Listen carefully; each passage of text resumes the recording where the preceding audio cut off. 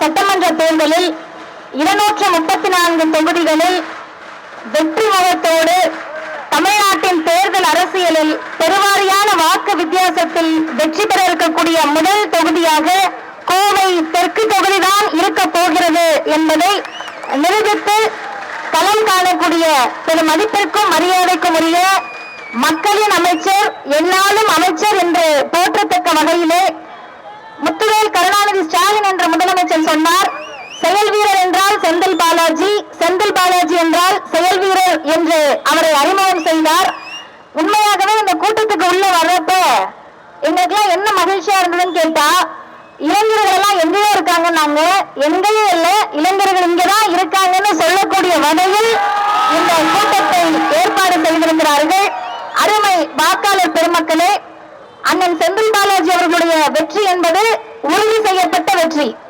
234 முதல் வெற்றியில் முத்துவேல் கருணாநிதி ஸ்டாலின் என்று சொன்னால், அதற்கு அடுத்து யார் வெற்றி பெற்று பெருவாரியான வாக்கு வித்தியாசத்தில் வெற்றியடைய இருக்கிறார்கள் என்ற தேர்தல் கணிப்பில் எப்போது முதல் வரிசையில் இருக்கக்கூடிய அண்ணன் செந்தில் பாலாஜி அவர்களுக்கு உதயசூரியன் சின்னத்தில் வாக்கு கேட்டு நாங்கள் வந்திருக்கிறோம்.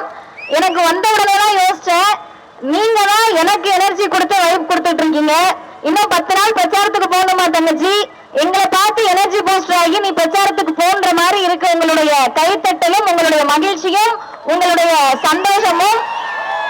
அந்த வகையில் நான் ஒரு 3 செய்தி மட்டும் சொல்லிக்கிறேன். அண்ணன் வெற்றி பெறுவார் அப்படின்றது உறுதி. நாங்க அதுக்கு வரல. எதுக்கு வந்திருக்கோம்னா, எதிரணியில் இருக்கக்கூடிய ஒருவர் கூட டெபாசிட் வாங்காத தொகுதியாக கோவை தெற்கு இருக்க வேண்டும். கோவை தெற்கு மட்டுமல்ல, கோவை எங்கள் கோட்டை என்று சொல்லிக் கொண்டிருந்த காவி கூட்டம் ஆளையே காணான்னு சொல்லக்கூடிய இடத்திற்கு அண்ணன் செந்தில் பாலாஜி கோவையை மாற்றி வைத்திருக்கிறார். இருக்கக்கூடிய எல்லா சட்டமன்ற தொகுதிகளிலும் எல்லோரும் வெற்றி பெற்று சட்டமன்றத்திற்கு செல்வார்கள். அதற்கான அடித்தளத்தை இட்டிருக்கக்கூடிய அண்ணன் செந்தில் பாலாஜி அவர்களுக்கு மனமிறைந்த வாழ்த்துகளையும் பாராட்டுகளையும் உங்கள் சார்பில் பதிவு செய்கிறேன். நான் நிகழ்ச்சிக்கு வந்தோன்னு பார்த்தேன், இந்த அக்கா ஒருத்தவங்க பாப்பா தூக்கி வச்சுட்டு நிக்கிறீங்க. பாப்பா எத்தனாவது படிக்கிறீங்க? அந்த பூ வச்சுட்டு போய் எத்தனாவது படிக்கிறாங்க? பால்வாடி கால் டிக்கெட்டு. இந்த இவரே பூ வச்சுட்டு நிக்கிறாரு, 1ஆவதா? அவரும் கால் டிக்கெட்டு கேட்டு அவர் எத்தனாவது? அண்ணம்மா எத்தனாவது? 1ஆவது. அருமை சகோதரிகளே, கடைசி வரைக்கும் நான் பேசுறது கேட்கிறாக்கா? குழந்தைங்களை தூக்கிட்டு வந்திருக்கோம்ல, இந்த குழந்தைகள் உண்மையாகவே படிச்சு பட்டம் பெற்று சுயமரியாதையோடு தமிழ்நாட்டில் வாழணும், வெளிநாட்டுக்கு போகணும்னா உதயசூரியன் என்ற சின்னத்தை தவிர நமக்கு வேறு எந்த வாய்ப்பும் கிடையாது. ஏன்னு கேட்டீங்கன்னா, இத்தனை பேர் வந்து நிக்கிறோம்ல, உங்க எல்லாருக்கும் ஒரே ஒரு ஆசை தான் இருக்கும். தேர்தல் இதெல்லாம் தாண்டி நான் படிக்கலப்பா, எப்படியாவது என் பிள்ளைய படிக்க வச்சிடணும், அதாவது தமிழ்நாட்டு பெற்றோரோட ஆசை. அதை நாசமாக்கக்கூடிய வகையில் 3வது 5வது 8வதுக்கெல்லாம் பொது தேர்வு பப்ளிக் எக்ஸாம்னு பிஜேபி சொன்ன போது இந்தியாவை எதிர்த்து நின்று புதிய கல்விக் கொள்கையை ஏற்றுக்கொள்ளாத ஒரே முதலமைச்சர் முத்துவேல் கருணாநிதி ஸ்டாலின் என்ற முதலமைச்சர் மட்டும்தான். அதே போல அடுத்த கேள்வி கேட்க போறேன். இன்னும் கூட்டம் 1 மணி நேரம் நடக்குதுன்னு வச்சுக்கோங்க, பெண்களுக்கு எல்லாம் ஒரு பரபரப்பாயிடுவீங்க. இன்னும் இந்த பிள்ளை பேசிக்கிட்டே இருக்கு, வீட்டுக்கு எப்ப போறது, எப்ப சமைக்கிறது. ஆனா எங்க அண்ணன்மார்களுக்கு கவலை கிடையாது, எப்ப போனாலும் சுட சுட இருக்கும், எடுத்து வச்சு கூட சாப்பிட வேண்டாம், எடுத்து வைப்பாங்க, சாப்பிடலாம். நம்ம உழைத்து கொண்டே இருப்போம். இங்க யாராவது உழைக்காத மகளிர் இருக்குமா? இந்த சந்தான படத்துல வரலக்கா, நண்பன்ல ஏதோ நல்ல நண்பன் கெட்ட நண்பன், நண்பனாலே நல்லவன் மாதிரி பெண்கள் யார் உழைக்கிற பெண்கள், உழைக்காத பெண்கள், பெண்களாக பிறந்தாலே உழைக்கக்கூடியவர்கள் தான். அந்த பெண்களுக்கு யாராவது ஒருத்தர் சொல்லுங்க, பந்தயம் கட்டுற பரிசு இருக்கு, இது வரைக்கும் நீங்க போட்ட டீ இல்ல காபி இல்ல சுட்ட தோசை இட்லிய சாப்பிட்டுட்டு உங்க வீட்டுல நல்லா இருக்குமா நன்றின்னு சொல்லியிருக்காரா? கடல்லே இல்ல, சொல்ல மாட்டாங்க. டீ நல்ல சக்கரை அதிகமா இருந்தா பாயாசம் மாதிரி இருக்கு, சக்கரை இல்லைன்னா கசப்பா இருக்கு. உங்க அம்மா இதான் சொல்லி கொடுத்துச்சா? கரெக்டுமா, போடுமா. காலையில 4 மணிக்கு எந்திரிச்சு 5 மணிக்கு எந்திரிச்சு வடிச்சு கொட்டி கொட்டின பாத்திரத்தை கழுவி கழுவுனதை கவுத்து வச்சு துணியை துவைச்சு துவைச்சதை எடுத்து மடிச்சு வச்சு மடிச்சதை கூட எடுத்துட்டு போக மாட்டாங்க, எடுத்து போட்டு விட்டு பிள்ளைய ஸ்கூலுக்கு அனுப்பி அக்கடான உட்கார்றதுக்குள்ள கோழி கூவிடும். இத்தனை வேலை பார்த்த உங்களை பார்த்து இந்த சமூகம் சொல்லிச்சு, சும்மாதானே இருக்க, வீட்டுல சும்மாதானே இருக்க சொல்லிக்கொண்டே இந்த சமூகத்தில் அருமை சகோதரிகளே, அதிமுக இருக்கவங்களும் சேர்த்து கேட்டுக்கங்க. நமக்கான உழைப்பை அங்கீகரித்து 1000 ரூபாய் கலைஞர் மகளிர் உரிமை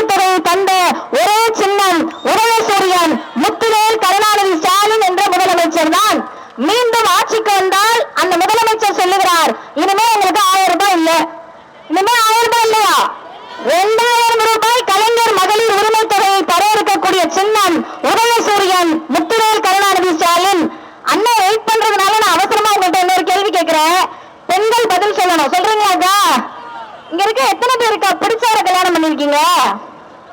இந்த கேள்வி எதிர்பார்க்கவே இல்லையா? சரி, இவ்வளவு பெரிய கூட்டத்துல ஒரு 10 பேர், அம்மா நீங்களுமா காதல் திருமணமா? அப்புறம் சரிதான், இத்தனை பேர் இருக்கீங்க, 10 பேர் இருக்கீங்க இவ்வளவு பெரிய கூட்டத்துல. ஆண்களுக்கு கவலை இல்லை, அப்படிதானே தம்பிங்களா? லவ் பண்ற பிள்ளைய அப்படியே கல்யாணம் பண்ணிருக்கீங்க. இல்லன்னா வீட்டுல பாக்குற பிள்ளைய பிடிச்சிருக்கானான்னு கேட்பாங்க. நமக்கு ஒரு வேலை நீட்டி இதுல ஒன்ன தொடு, இதான நம்மளோட வாய்ப்பு. சரி, பிடிச்ச சாப்பாடு சாப்பிடுவோமானா அதுக்கும் வழி இல்லை. பிள்ளைக்கு செஞ்ச பிடிச்சத காலையில செய்யணும், வீட்டுக்காருக்கு பிடிச்சத மதியம் செய்யணும், ராத்திரி அவங்க வச்ச மிச்சம் சாப்பிட்டு தூங்கிடணும். அந்த சமூகத்தில் நமக்குன்னு சாய்ஸ் இருக்காக்கா? கொஞ்சம் வழியோட யோசிச்சு பாருங்க.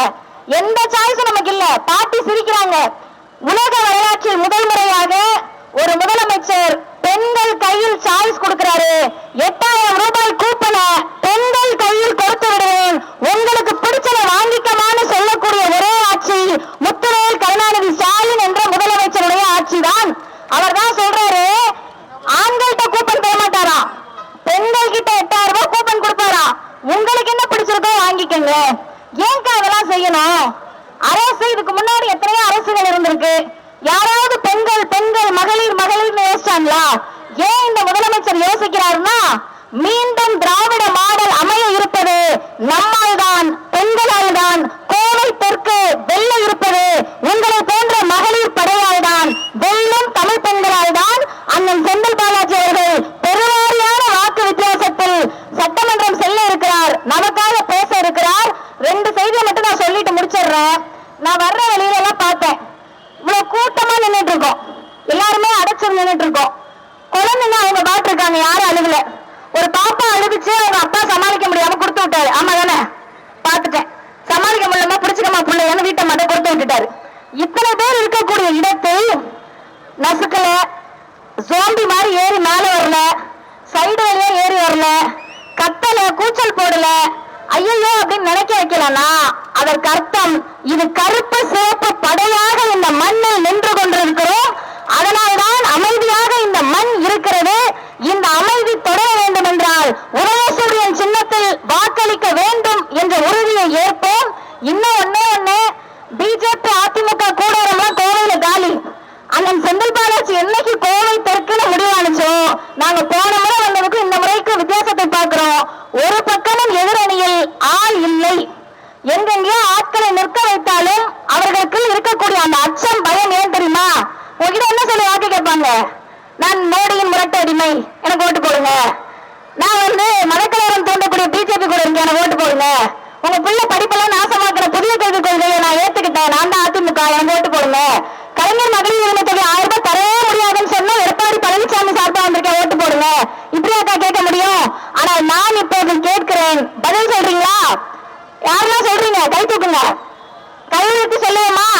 கலைஞர் மகளிர் உரிமை தொகை 2000 தர இருக்கக்கூடிய சின்னம், கலைஞர் மகளிர் உரிமை தொகை தந்த சின்னம், புதுமை பெண் திட்டம் 1500 தர இருக்கக்கூடிய சின்னம், தமிழ் புலங்கள் 1500 தர இருக்கக்கூடிய சின்னம், நம்ம பிள்ளைங்களா படிச்சு வெளிநாட்டில் விமானத்தில் பறப்பதற்கு நான் முதல்வன் திட்டம் தர இருக்கக்கூடிய சின்னம், அம்மாமார் அக்காமாரெல்லாம் கட்டணம் இல்லாமல் பறந்து செல்லக்கூடிய விடியல் பயணத்தை தந்த சின்னம், விடியல் பயணம் தொடர இருக்கக்கூடிய சின்னம், மீண்டும் ஆட்சிக்கு வந்தால் 1 முதல் 8ஆம் வகுப்பு வரை காலை உணவு திட்டத்தை தர இருக்கக்கூடிய சின்னம், கோவை தெற்கு பகுதிக்கு செம்மொழி பூங்காவை 172 கோடியில் தந்த சின்னம், பெரியார் அலுவலகம் 300 கோடிக்கு இங்கே தந்த அரசு திராவிட முன்னேற்ற கழக அரசு, தமிழ்நாடு அரசு.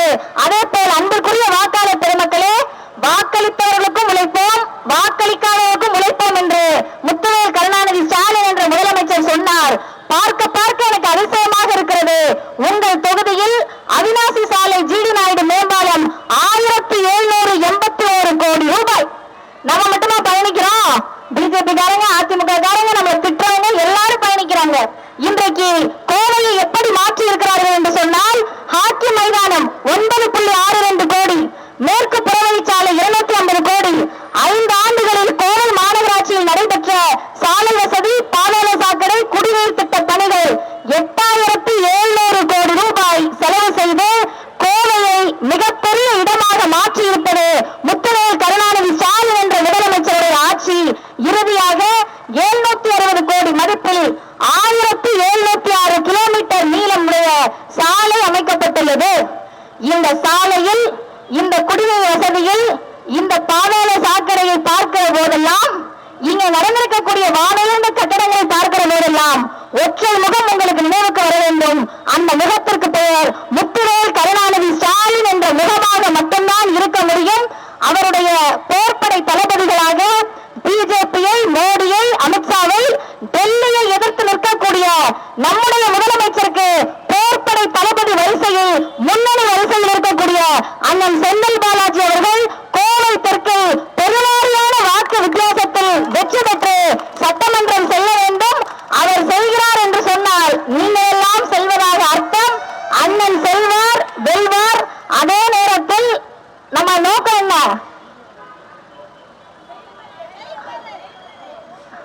எதிரில் இருப்பவர்கள் டெபாசிட் கூட வாங்க முடியாத வெற்றியை கோவை தெற்கு அண்ணன் செந்தில் பாலாஜி பெற வேண்டும். அதுதான் எல்லா வகையிலும் அவருடைய உழைப்புக்கான அங்கீகாரமாக இருக்கும். இங்க இருக்க யாராவது ஒருத்தர் இவரை பார்க்கலன்னு சொல்ல முடியுமா? உங்க எல்லாருக்கும் தெரியுமான்னு தெரியல. அவருடைய தொகுதியாக இருந்த கரூர்ல அவர் போன் நம்பர் இல்லாத வாக்காளர்கள் இருக்க மாட்டாங்க. எல்லார்கிட்ட ஒரு போன் நம்பர் இருக்கும். யாருங்கன்னு கேட்டா விஎஸ்பி நம்பர் அப்படின்னுவாங்க. யார் இது யூபிஐ நம்பர் மாதிரி சொல்றாங்களேன்னு பார்த்தா அமைச்சரோட நம்பர். அந்த கரூர் பகுதியில் நீங்க போய் கேட்டீங்கன்னா எல்லா வீட்டுக்கும் அவர் போயிருப்பாரு. ஏழை வீடு, பணக்கார வீடு, இந்த ஜாதி வீடு, அந்த ஜாதி வீடு, அதெல்லாம் கணக்கு கிடையாது. நீங்கள் கூப்பிட்ட குரலுக்கு ஓடி வருவார்னு மற்றவங்க எல்லாம் பிரச்சாரம் பண்ணுவாங்கல்ல, அவர்கள் எல்லாம் வருவாங்களான்னு தெரியாது. திரையில் தெரிவது தரையில் தெரியாது. ஆனா இவர்கள் மண்ணின் ஹீரோ, கோவை தெற்கின் ஹீரோ அண்ணன் செந்தில் பாலாஜியாக தான் இருக்க முடியும் என்ற நிலையை உருவாக்குவோம். வாக்களிப்பீர். உதவசூரியன்.